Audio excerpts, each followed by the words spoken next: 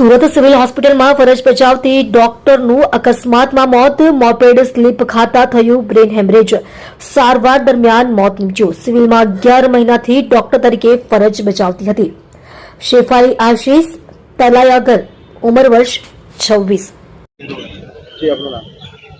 अनीश हसमुखलाल ख्याली, हूँ एडवोकेट छूँ सूरत में। सर શું ઘટના બની હતી, ક્યારે બની હતી અને ઘટનાનું શું કારણ? તારીખ પહેલી એ બપોરે 4 વાગ્યાની આજુબાજુ મારા શાળાની દીકરી જેનું નામ છે શેફાલી કલાઈગર, એ સિવિલ ખાતે પીડિયાટ્રિક ડિવિઝનમાં ત્યાં નોકરી કરે છે। નોકરી પરથી 3:38 નીકળ્યા અને ઘર તરફ મૈધરપુર આવવા જવા નીકળ્યા ત્યારે રિંગ રોડ તરફનો જે આપણે દિલ્હી ગેટ બ્રિજ જે જ્યાં ડાઉન થાય છે ત્યાં કોઈક અજાણ્યા વ્યક્તિએ ટક્કર મારી હશે અથવા તો પોતે જાતે પણ પડી ગઈ હોઈ શકે।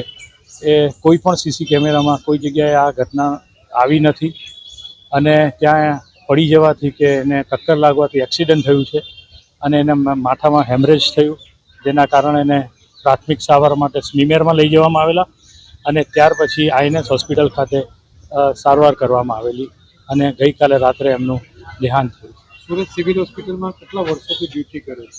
છેલ્લા 11 મહિનાથી એ પીડિયાટ્રિક વિભાગમાં ફરજ બજાવે છે, જેની ઉંમર 26 વર્ષ હતી અને કુંવારા હતા।